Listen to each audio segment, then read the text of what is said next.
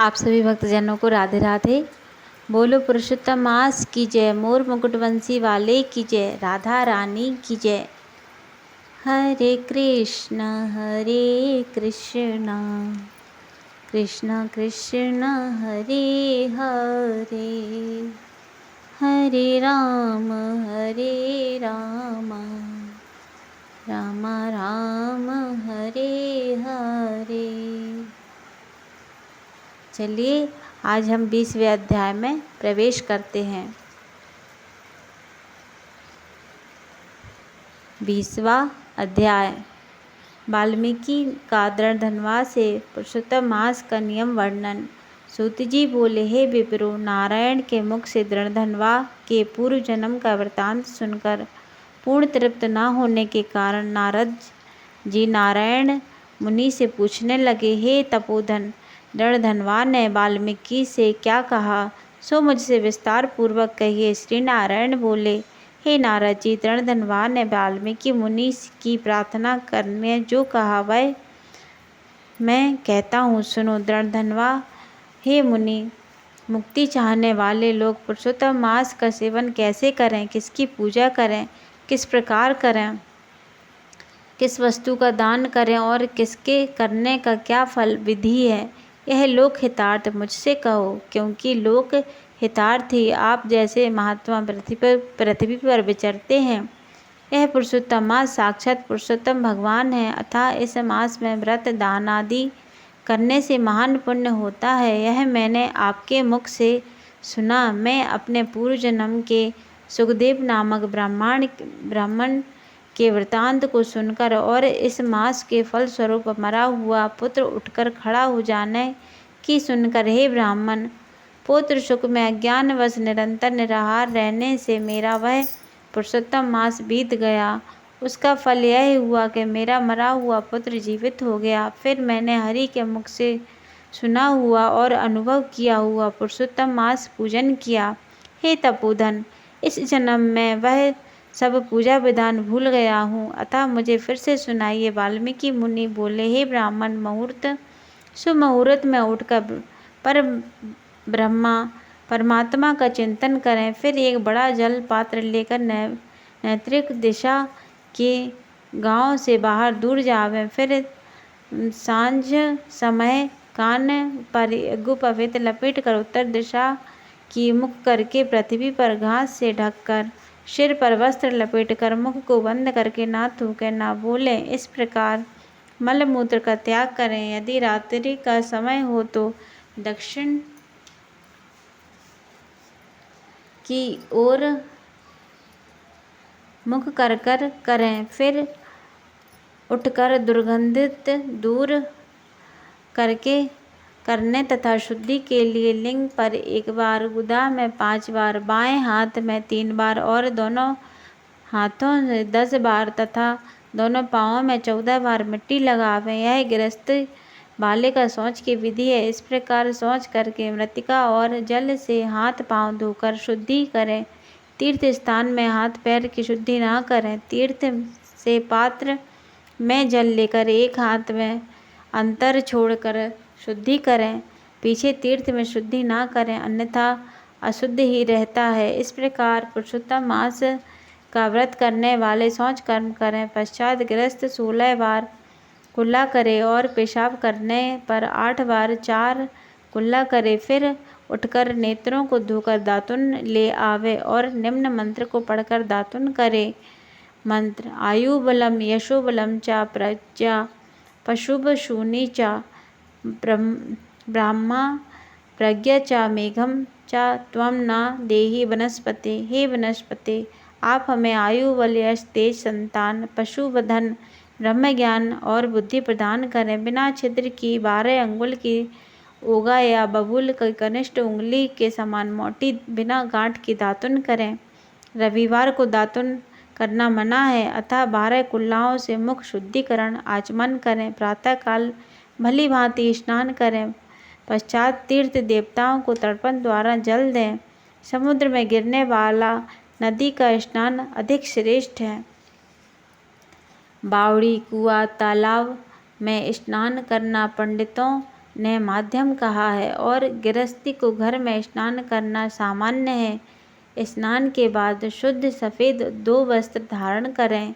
बुद्धिमान ब्राह्मण को अंगूछा सदा कंधे पर रखना चाहिए। प्रातःकाल शुद्ध स्नान पर पूर्व की ओर और सायंकाल को उत्तर की ओर मुख कर बैठें। फिर शिखा बांधकर जांघों के मध्य हाथों को करके कुशा की पवित्री पहनकर आचमन करें। ऐसा करने से पवित्री अशुद्ध नहीं होती, किंतु भोजन करने से अशुद्ध हो जाती है, अतः उसे फेंक दें। आचमन करके गोपी चंदन से तिलक करें। तिलक डंडे के आकार का सीधा हो, सुंदर हो, ऊर्ध्वपूर्ण हो और त्रिपुंड हो। उसके बीच में छिद्र रखें, क्योंकि ऊर्ध्वपूर्ण में लक्ष्मी जी सहित हरि भगवान रहते हैं और त्रिपुंड में पार्वती जी सहित साक्षात शंकर जी विराजते हैं। यदि छिद्र ना हो तो उसे कुत्ते के पाँव की भांति जाने, ऐसा विद्वानों ने कहा है। सफ़ेद ऊर्ध्वपूर्ण तिलक ज्ञान को देने वाला है, लाल तिलक मनुष्यों को वश में करने वाला और पीला तिलक सब सिद्धियों को देने वाला है। इसके अतिरिक्त अन्य प्रकार के तिलक न लगावें। गोपी चंदन की मोटी से शंख चक्र गदा पद्म धारण करें। ये सब पापों को नष्ट करने वाले हैं और पूजा का अंग कहा जाता है। जिसके शरीर पर शंख चक्र आदि हो, उसको साधारण मनुष्य ना जानना चाहिए। वे भगवान के नित्य शरीर हैं। जो शंख चक्र आदि चिन्हों को नित्य धारण करते हैं, उनके शरीर के पाप पुण्य रूप हो जाते हैं। नारायण के आयुधों से जिनका शरीर चिन्हित रहता है, उनके करोड़ों पापों से मुक्त होने पर भी यमराज क्या बिगाड़ सकता है। फिर प्राणायाम कर संध्या वंदन करें। प्रातःकाल की संध्या जब तक तारे दिखते हों तब तक यथाविधि करें। जब तक सूर्य नारायण का दर्शन ना हो तब तक गायत्री मंत्र का जाप करते रहें। फिर सूर्य को मंत्र के सूर्य के समान खड़े होकर अंजलि दें और सायंकाल के समय भूमि पर अपने पैरों को करके नमस्कार करें। यदि कोई कमी रह गई हो तो निम्न मंत्र को बोलकर पूर्ति करें। यश स्मृत्या नमोत्कत्या तपो यज्ञ क्रियादिषु न्यूनम संपूर्णतया याति धशो वंदे तमयुच्यतम। जो ब्राह्मण क्षत्रिय और वैश्य श्रद्धा से विधि पूर्वक संध्या करते हैं, उनके तीनों लोकों में कोई वस्तु कठिन नहीं है। यह दिन के प्रातःकाल के कर्म है। इस प्रकार नित्य कर्म करने के हरि पूजा आरंभ करें। फिर व्रती पुरुष शुद्धि तथा मौन होकर गोल व चौकोर शुद्ध गाय के गोबर से लिप हुई भूमि व्रत की सिद्धि के लिए चावलों के 8 दल का वाला कमल बनावें। फिर स्वर्ण, चांदी, तांबे या मिट्टी के नवीन छिद्र रहित शुद्ध कलश उस मंडल के ऊपर स्थापित करें। फिर उस कलश में शुद्ध तीर्थों का जल लाया हुआ कल्याणकारी जल भरकर ऐसा कहें: कलश के मुख में विष्णु, कंठ में शंकर, रुद्र हैं, मूल में ब्रह्मा जी विराजमान हैं, मध्य में मातृगण स्थित हैं, कोख में समस्त समुद्र और 7 दीपों वाली पृथ्वी है। ऋग्वेद, यजुर्वेद, सामवेद, अर्थवेद यह चारों वेद अपने अंगों सहित कलश में स्थापित हों। इस प्रकार कलश स्थापना करके उसमें सब तीर्थों का आवाहन करें। गंगा, गोदावरी, कावेरी, सरस्वती मेरी शांति के लिए आप अपने पापों को नाश करने के लिए आवें। फिर कलश का मंत्रों से गंध, अक्षत, नैवेद्य और ऋतु का खिलने वाले ताजे पुष्प से पूजन करें। कलश के ऊपर पीले वस्त्र से लपेटा हुआ तांबे का पात्र रखें। फिर उस पात्र के ऊपर सोने के राधा कृष्ण की मूर्ति स्थापित करें। अंततः भक्ति पूर्वक विधि विधान से पूजा करें। पुरुषोत्तम मास के देवता पुरुषोत्तम ही हैं, अतः उनकी पूजा पुरुषोत्तम मास के आने पर ही करें। जिसकी सेवा से संसार सागर में डूबता हुआ जीव तर जाता है, यह ध्रुव सत्य है। उसे संसार में कौन मनुष्य नहीं सेवेगा। गांव, द्रव्य, पुत्र, गृह और शुभ अशुभ कर्म सभी बार बार मिलते हैं, परंतु यह मनुष्य शरीर बार बार नहीं मिलता। शरीर रक्षा धर्म के लिए और धर्म रक्षा ज्ञान के लिए तथा ज्ञान से मोक्ष सुलभ होता है। अतः धर्म का आचरण देह करें। देह रूपी वृक्ष का फल सनातन धर्म है। धर्महीन मनुष्य का शरीर बांझ वृक्ष की भांति निष्फल है। माता पिता, मित्र, स्त्री, पुरुष, पुत्र, भाई, द्रव्य आदि कोई सहायता नहीं होता, केवल धर्म ही सहायक होता है। वृद्धावस्था में सिंहनी की भांति डराती है।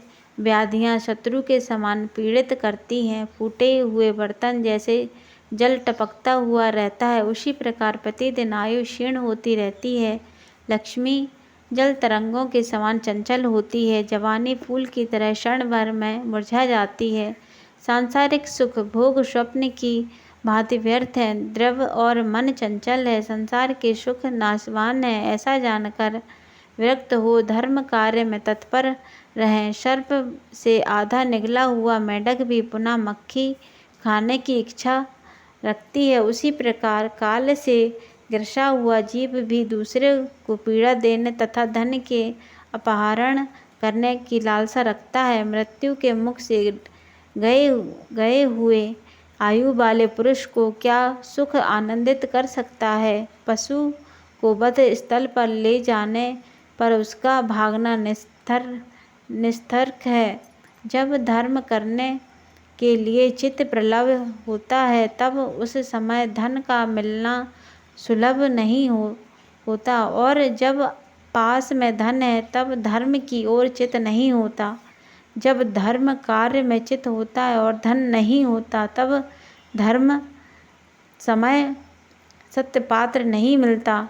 जब इन तीनों चित्त, वित्त और सत्रपात्र का मिल जाए तो तब बिना विचारे जो धर्म करता है वही बुद्धिमान है।